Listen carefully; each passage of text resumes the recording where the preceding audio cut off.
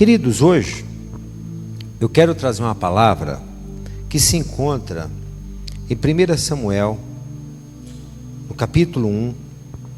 Eu quero convidar você a abrir comigo a sua Bíblia, 1 Samuel, capítulo 1. Eu quero profetizar na sua vida uma mudança. Você não entendeu? Eu quero profetizar na sua vida uma mudança.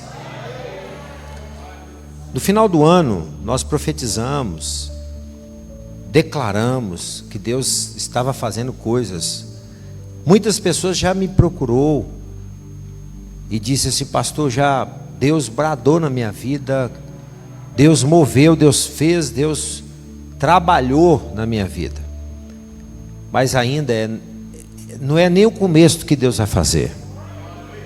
Deus vai movimentar muita coisa. Você crê nisso?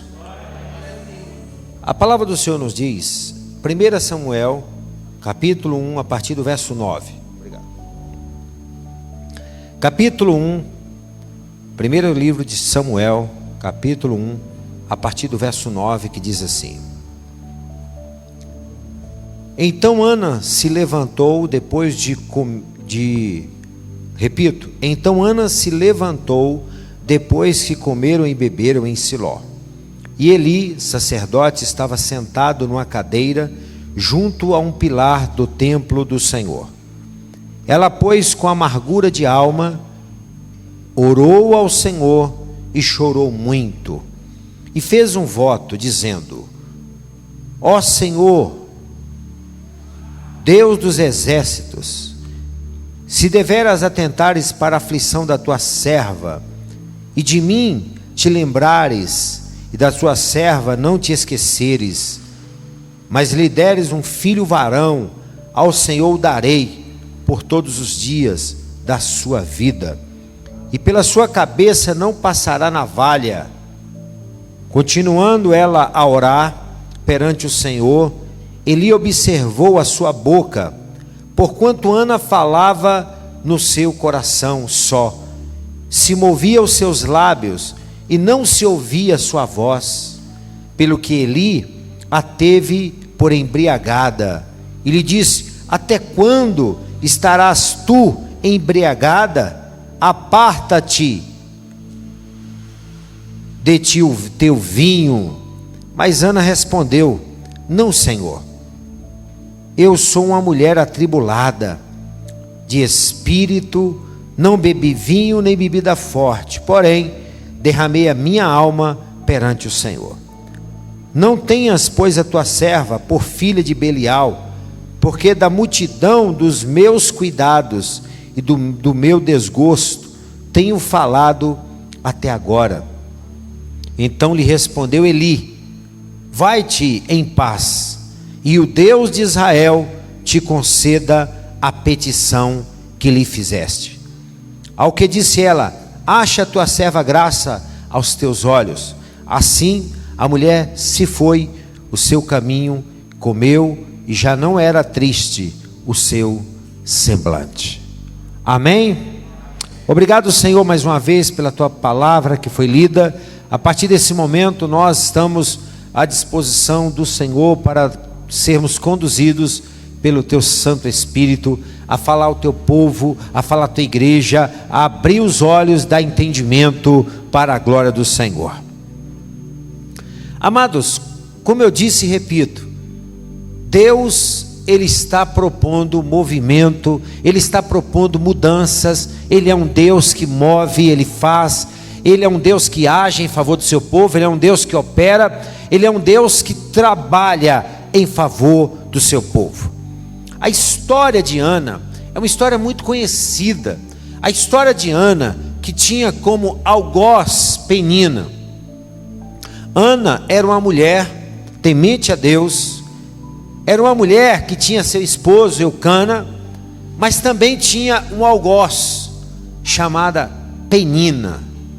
Todo mundo tem uma Penina na sua vida, todo mundo tem algozes, e que na verdade te ajudam a orar mais, buscar mais. Na verdade todos nós temos uma Penina, E a Bíblia diz que Penina, por ter filhos, e Ana, pelo fato dela não ter concebido, Penina ficava todo o tempo colocando Ana em uma situação vexatória. Ela apontava para Ana, ela criava com certeza um embaraço na vida de Ana. Penina, em todo o tempo, em todas as oportunidades em que seu esposo, que também era esposo de Ana, Eucana, quando recebia a sua porção, a Bíblia fala que era o quinhão, quer dizer porção, ela recebia só uma porção. Ana recebia só uma porção, enquanto Penina recebia várias porções. E isso lhe causava tamanha tristeza, não o fato do que ela recebia, mas o fato dela não gerar filhos e ainda ter alguém, uma inimiga, que em todo o tempo ficava atormentando a sua vida. A história conta que essa mulher, Ana, depois de passar um período de tempo, o seu esposo olha para ela, viu que ela estava chorando. Eucana olha para Ana e diz assim: peraí, eu não sou melhor para você do que 10 filhos? E de fato era. Mas ela vivia um drama, ela vivia uma crise existencial, ela vivia algo particular, porque muitas pessoas hoje não se dedicam a ter filhos e são felizes. Tem pessoas que não têm filhos, mas vivem uma vida regozijando, louvando a Deus, e tem mais tempo até para fazer a obra de Deus. Mas aquele contexto, naquela época, não ter filhos, não gerar filhos, o contexto bíblico nos diz que uma mulher hebreia ou judeu, uma mulher israelita, era dada como uma maldição. No nosso contexto hoje a gente sabe que não. Nós sabemos que isso não é um problema nos nossos dias, mas naquela época era. E a questão cultural, a questão daquela cultura era assim. Agora imagina Ana vivendo todo aquele drama de Penina, todos os dias, apontando para ela, dizendo: olha, você não é capaz, você não pode, eu posso, você não tem, eu tenho, a porta fechou para você e para mim está aberta. Imagina todos os dias como vários algozes fazem conosco, várias situações. Mas a Bíblia diz, a partir do verso 8, no finalzinho, quando ele diz: não te sou eu melhor do que 10 filhos? Aqui Eucana, ele fala para Ana, mas a Bíblia diz que Ana se levantou. Olha, irmãos, Ana se levantou, verso 9, a primeira coisa que Ana fez, diga: Ana se levantou. A primeira coisa que ela faz aqui, ela se levanta. E você precisa entender que o que Deus quer realizar na sua vida, você tem que levantar, você tem que marchar e crer que o Senhor é Deus e está no controle da sua vida. Quando o Senhor falou para Ezequiel capítulo 2, homem, põe-te de pé e eu falarei contigo. Quando Deus falou a Ana, eu creio que ela foi movida pelo Espírito de Deus. Ela se levantou. A primeira questão, a primeira característica de Ana é que ela se levantou, no verso 9. A segunda característica de Ana é que Ana orou ao Senhor. Verso 10 nos diz que ela orou ao Senhor. O tema dessa mensagem é: a oração tem poder. A oração tem poder. Ela se levantou. Segundo, ela orou ao Senhor. Verso 10, parte A. No verso 10, parte B, Ana chorou muito. Sabe por que a igreja, nós não estamos vendo mais milagres como víamos antes? Porque está faltando lágrima, está faltando choro nos pés do Senhor. Não é choro, irmãos, esse choro que tem por aí de emoção, não, é choro da presença da glória de Deus. O que está faltando, pastor? O dom das lágrimas. A Bíblia diz que Ana orou, que Ana chorou. A terceira característica, Ana chorou muito. Verso 11, Ana fez um voto a Deus. Irmãos, ela fez um propósito. Ana chegou diante de Deus no verso 11 e fez um voto, dizendo: ó Senhor dos exércitos, se o Senhor atentares para essa serva, se o Senhor ouvir a minha oração, se o Senhor ouvir o meu clamor, eu farei assim, assim, assim. Eu entregarei o menino diante do Senhor. Deus é um Deus de propósito, irmãos. Deus é um Deus que, quando fazemos um propósito, Ele recebe e Ele glorifica o seu nome. Outra característica de Ana, depois de fazer um voto, no verso 11, o verso 12 nos diz que Ana perseverou em oração. Tem gente que começa a orar e não continua. Ele não persevera, ela não persevera. Ora uma, duas, depois fala assim: não deu certo mesmo, não sabendo que aquela vitória já estava sendo levantada por Deus, não sabendo que aquela vitória já estava sendo gerada pelo Senhor. Às vezes começa a orar, e quando Deus já está entregando a vitória, a pessoa vai e recua. Mas a Bíblia diz que ela perseverou em oração. O que é isso, pastor? Ela permaneceu orando, ela continuou a orar. No verso 12, ela continuou clamando ao Senhor, até que Eli observou a sua boca, porque Ana falava no seu coração, ela falava diante de Deus, ela não falava audível. O sacerdote Eli não havia tido entendimento, a percepção. O clamor de Ana chamou a atenção do sacerdote Eli, meus irmãos, pois o sacerdote não sabia mais o que era intimidade com Deus. O sacerdote não tinha mais aquela intimidade que Ana estava desenvolvendo, aquela comunhão, aquela intimidade. Essa mulher, a Bíblia diz que ela continuou orando, perseverou em oração. Olha só o verso 15. A Bíblia diz que Ana derramou a alma perante o Senhor. Você sabe o que é derramar a alma perante o Senhor? Ana derramou a alma diante do Senhor. Ana se derramou completamente diante do Senhor. Não é uma oração qualquer, é alguém que se derrama, como também aquela jovem que quebrou um vaso de alabastro, aquela mulher que quebra um vaso de perfume caríssimo. Ela se derramou completamente, sem reservas para Jesus. Ana se derramou. E a oração de Ana, o clamor dessa mulher, fez com que o sacerdote, no verso 17, até o sacerdote que já não reagia mais, o sacerdote abençoou a vida de Ana. Sabe por quê, irmãos? Porque quando nos posicionamos, o Senhor nos dá vitória. E o verso 19 nos diz que o Senhor se lembrou de Ana.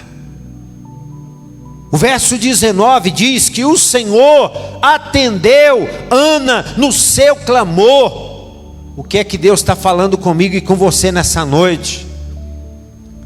A oração vale muito em seus efeitos. A oração vale muito em seus efeitos. Eu vou repetir alguns passos que Ana deu. Eu contei 7. Ana se levantou, Ana orou ao Senhor, Ana chorou muito nos pés do Senhor. Ana fez um voto. Ana perseverou em oração. Ana derramou sua alma perante o Senhor. E sétimo, o Senhor se lembrou de Ana. Eu falei desses 7 passos para a vitória, porque eu quero falar da oração. Todos nós sabemos o que ocorreu na vida de Ana. Todos nós sabemos que a vitória de Ana foi o seu filho Samuel. Todos nós conhecemos o final da história, porque sabemos que o Senhor visitou, atendeu, lembrou-se de Ana. Agora, uma coisa eu quero dizer para você, igreja, povo de Deus: a oração é a chave que abre os céus. Eu vou repetir: a oração é a chave que abre os céus. Pastor, mas está tudo travado, o céu está de bronze. Tem uma chave que o Senhor quer entregar nas suas mãos hoje, se chama oração. A igreja precisa orar ao Senhor. A igreja precisa buscar a face do Deus Altíssimo. Irmãos, pensa numa arma letal, uma arma ultra mega poderosa, é a oração. Quanto mais vai passando, quanto mais vão passando os tempos, mais o povo vai parando de orar. Pastor, sério? A pessoa que orava 2 anos antes, hoje ora só 20 minutos, 10 minutos. A pessoa fica muito tempo diante de uma TV, diante de um entretenimento, diante de um celular, diante de algumas coisas, alguns programas que passam. As pessoas ficam horas diante de uma situação, mas as pessoas não investem tempo na oração.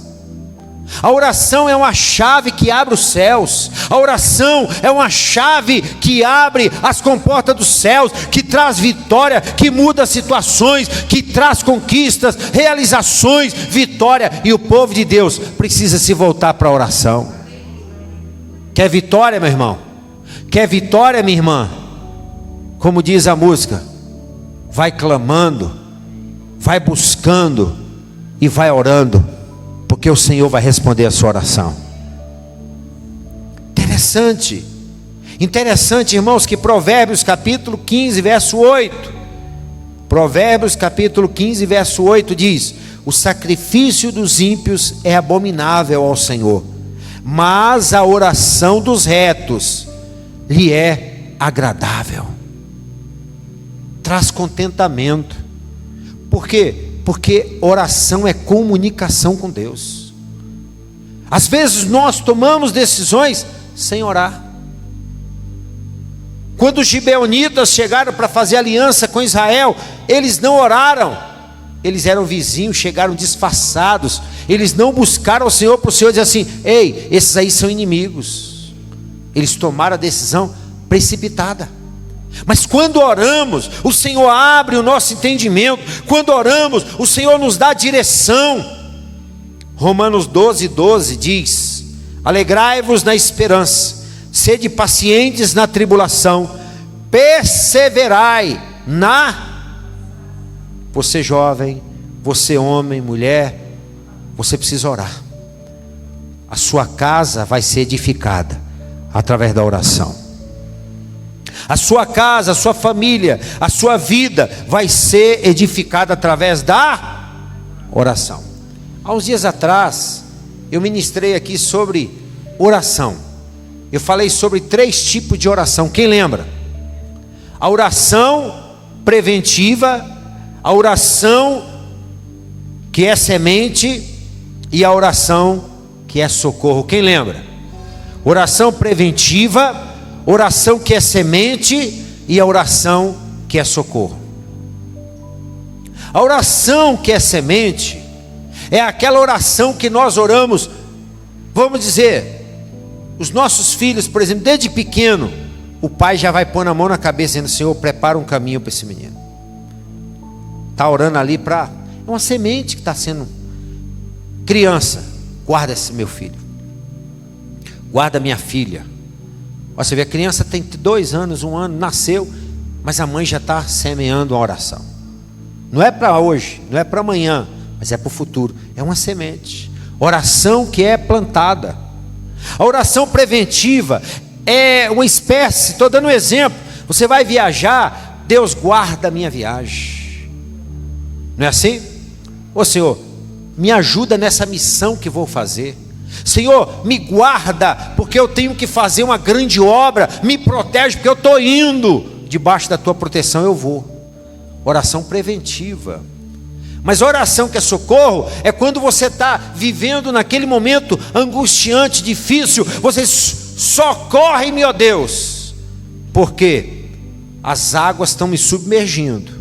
Socorre-me, ó Deus. A oração de quem está na cova dos leões, a oração de quem está na fornalha de fogo, a oração de quem está passando pelo vale. Então há muitos e vários tipos de oração. Oração preventiva, oração que é semente, oração do necessitado, oração do que sente desamparado, a oração que é socorro. O salmista no Salmo 70 faz essa oração do socorro.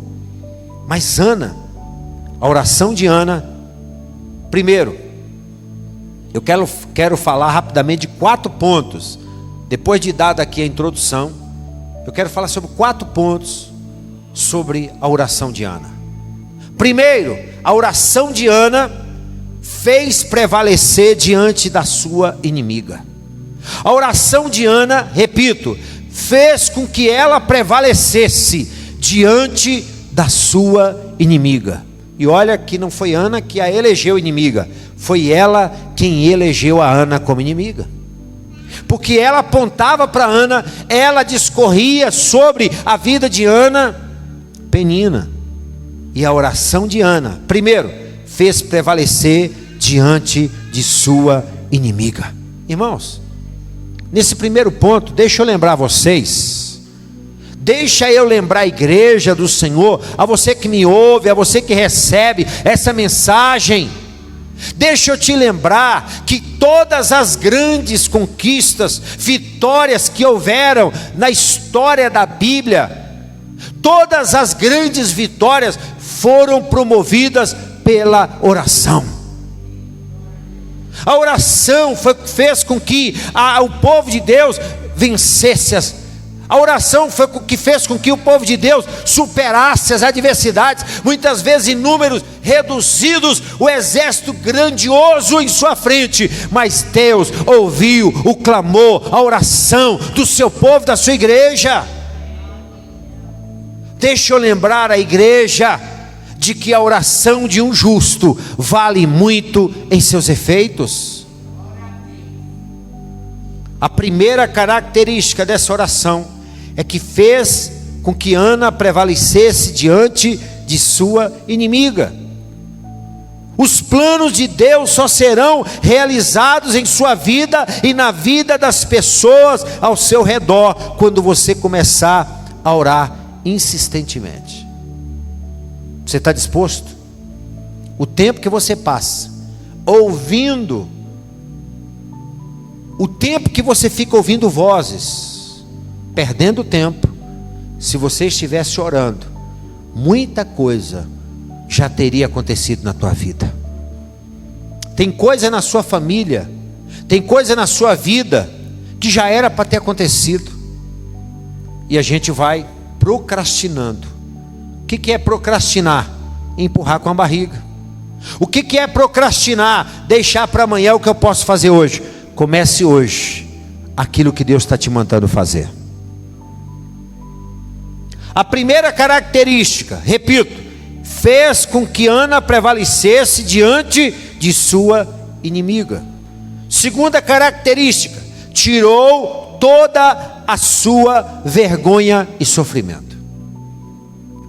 Sabe outro ponto? Segundo ponto, tirou toda a vergonha, todo o sofrimento, tudo que você está passando, tudo que o diabo está tentando contra a sua vida, toda a vergonha, todo o sofrimento vai cair por terra através da oração.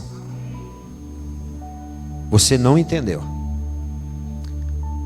Todo o opróbrio todos os conflitos, tudo que você está vivendo, talvez você ainda não teve força de reagir, mas tudo vai mudar a partir da sua decisão em oração.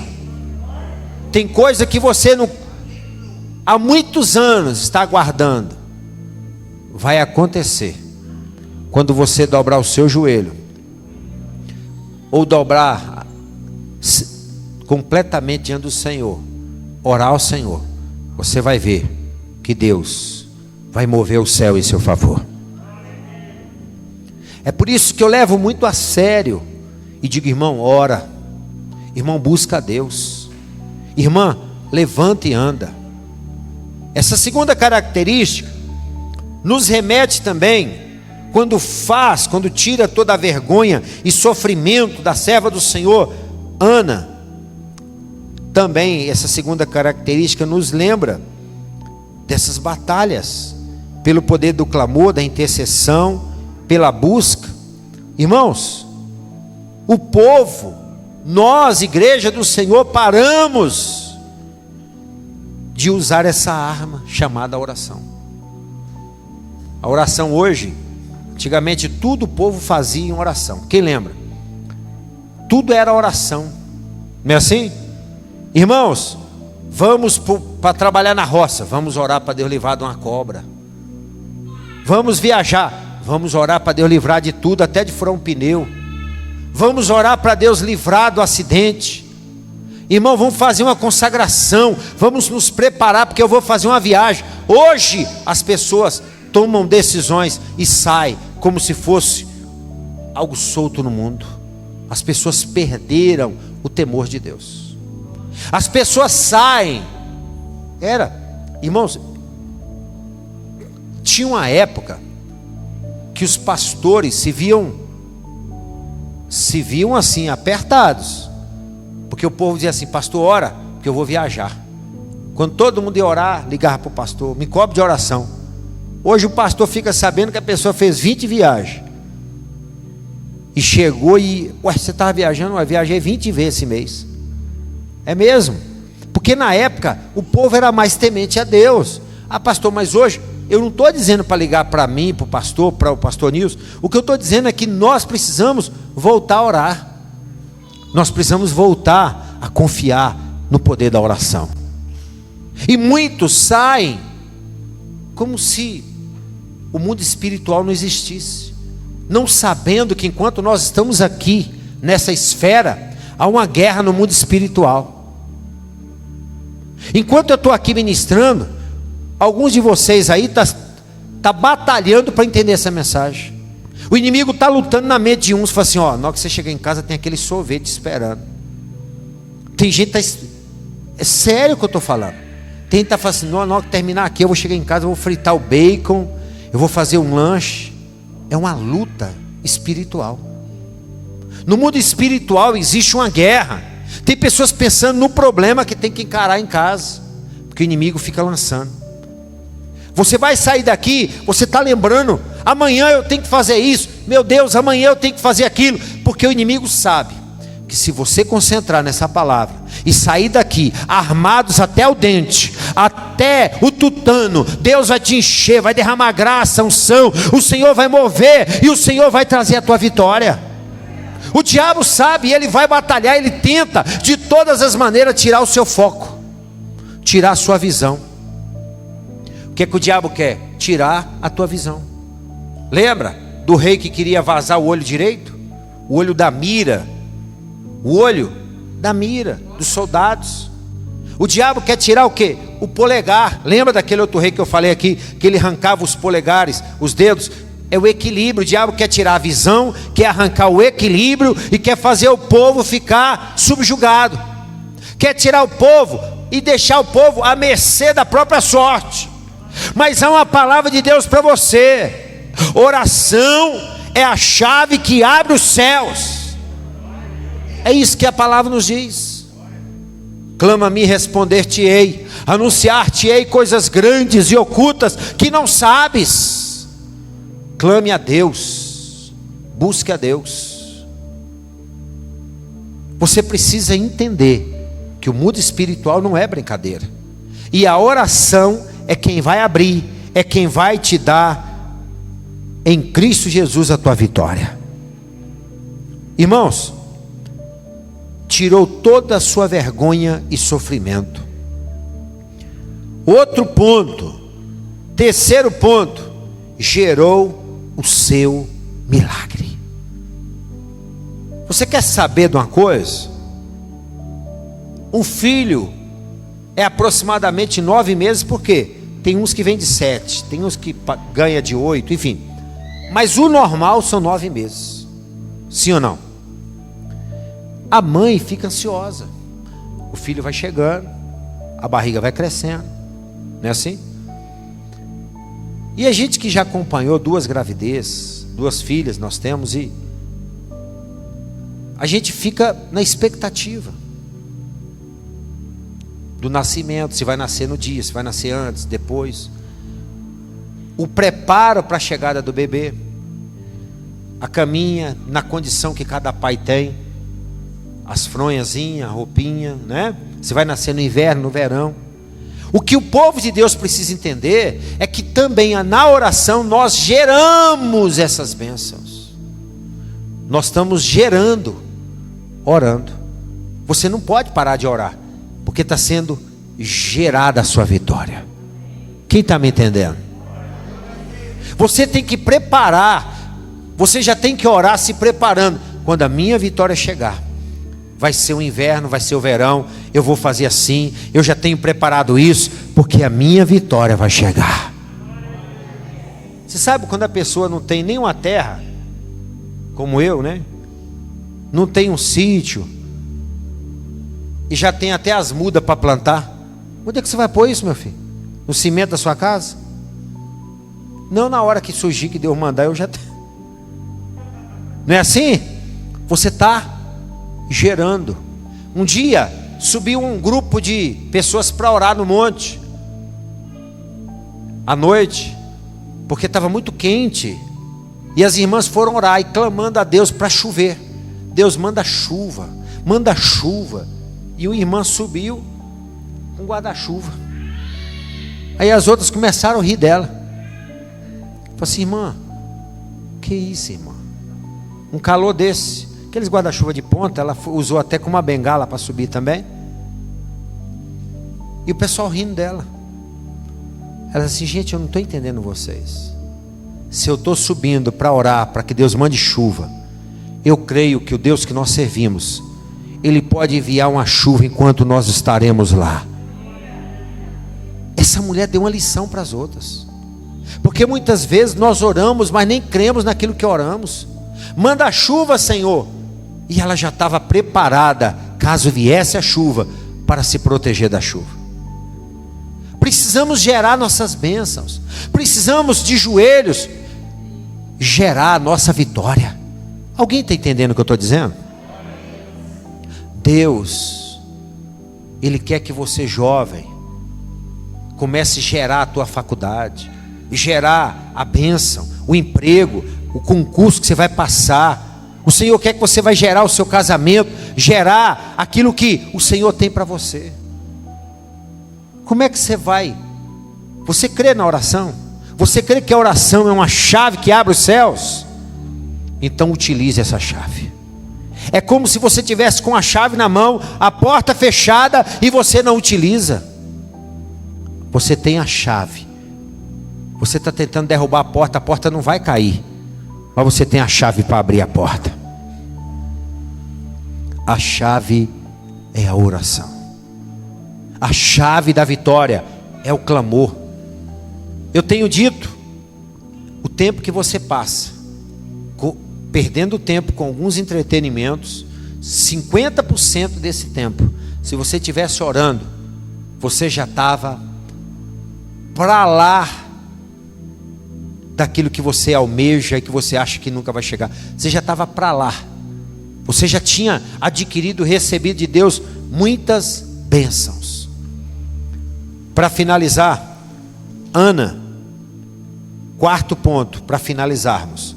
Só lembrando, primeiro, a oração de Ana fez prevalecer diante de sua inimiga, tirou toda a sua vergonha e sofrimento, gerou o seu milagre.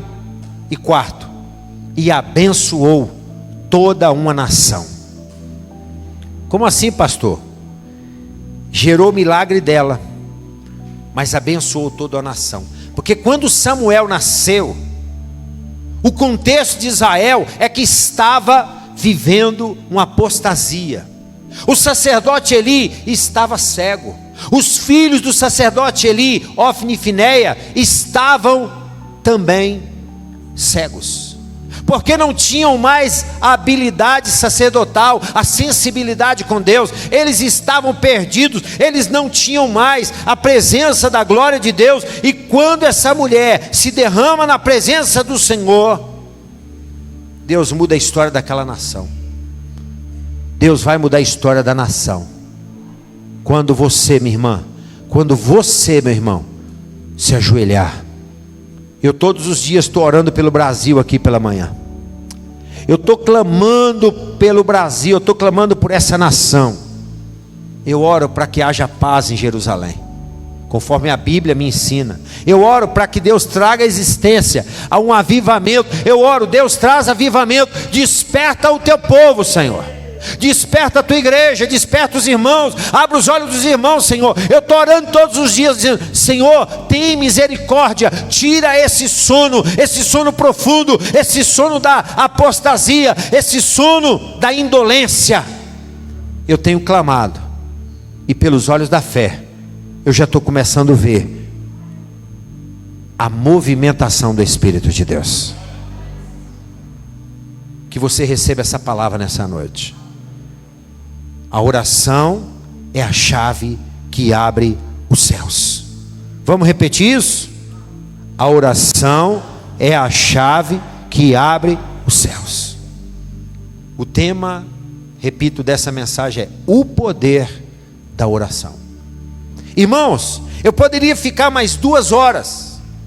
Eu poderia ficar mais 3 horas. Não só falando da oração de Ana, mas a oração de Josué. No capítulo 5, quando ele clama. Eu poderia ficar mais um tempo falando da oração de Davi, no Salmo 23 e no Salmo 3. Eu poderia ficar tempos falando da oração de Ezequias, em 2 Reis 19, 14, diante do rei da Síria, de tamanha afronta. Eu poderia ficar horas e horas falando do clamor do profeta Isaías, quando ele intercede pela nação. E eu também poderia ficar dias falando da oração de Josafá, em 2 Crônicas 15, 17. Eu poderia ficar um bom tempo falando da oração de Jabes, a oração de Jabes, em 1 Crônicas 4, 9 e 10. Eu poderia passar tempo falando da oração de Daniel, em Daniel capítulo 9, verso 23. Daniel capítulo 10, 12, da resposta.